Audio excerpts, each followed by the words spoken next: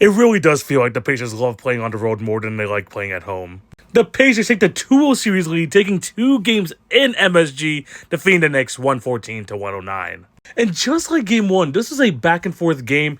Yes, it felt like the Knicks had a little bit of control in the first half, but they could never pull away because the Pacers always had a response for whatever one that they had. Like I remember one point in the first half, the Knicks went on some 9-0 run. They got the lead up to 7, which ended up being the biggest lead of their game. And the Pacers automatically responded with an 8-0 run of their own. And they were able to stay competitive in this game, even with a horrible Tyrese Halliburton half. I have to admit that. I think he went like 1 for 6, 1 for 7 in that first half overall. So who are they going to go to on the offensive end? Never fear, Pascal Siakam is here. He finished off today's game with 39, 4 and 3, 15 for 23 from the field, just getting everything he wanted. A couple of 3-pointers here, dominating the mid-range like he usually does, getting to the rim. The amount of and once he got in this game was great. And we've seen him perform in big games in the playoffs. I know people want to look at the bubble run and say he wasn't great, but you got to remember that 2019 finals run, he had 32 points in game 2 at home. That was just, he's had some big moments in the playoffs. And probably the best playoff game of his career, 28 points in the first half.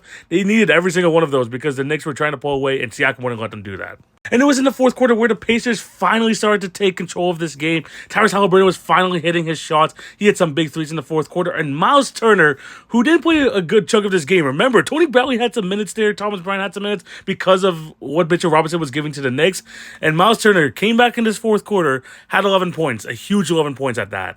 And the fourth quarter just showed why the Pacers were great. It wasn't just one guy. It was a little bit of everyone. Andrew Nembhard had a big bucket, a big three from Aaron Nesmith. Just a complete team effort. Well, on the Knicks side of things, Jalen Brunson, another fantastic game, 36 and 11. And they had another decent game on the offensive end. It's just they haven't been able to figure out this defense. Like, Karl-Anthony Towns was getting picked on the defensive end, so they decided to put in Mitchell Robinson, who was giving them effort, but it just really, limited their offensive play. And you want someone like Townsend for these type of situations, but if he's getting picked on like he did throughout this game, and you know what Mitchell Robinson gives you on the defensive end, it's really hard to make that decision if you're Thibodeau.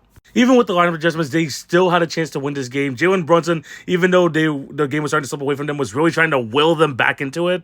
He even had a chance with less than 20 seconds left to hit a 3 to tie the game, took a deep one, and it just hit the back of the rim. I would have rather had him call a timeout to see what they could draw up. And that was the game. The Pacers win. They are now 6-1 on the road in the playoffs. Yeah, this Pacer team, this Pacers offense riddle has not been solved by the Cavs. They've not been solved by the Milwaukee Bucks, and now the Knicks can't figure it out. Just consistently good all season long. It could really come from anyone, and today it was Pascal Siakam mostly. But their competitiveness, their heart for the full 48 minutes is why they were able to win this game. Now the Knicks themselves have been really good on the road in the playoffs. They're 5-1 so far, and they're going to need that form to continue because they need to get these 2 wins in Indiana. This Pacer team never fails to impress me.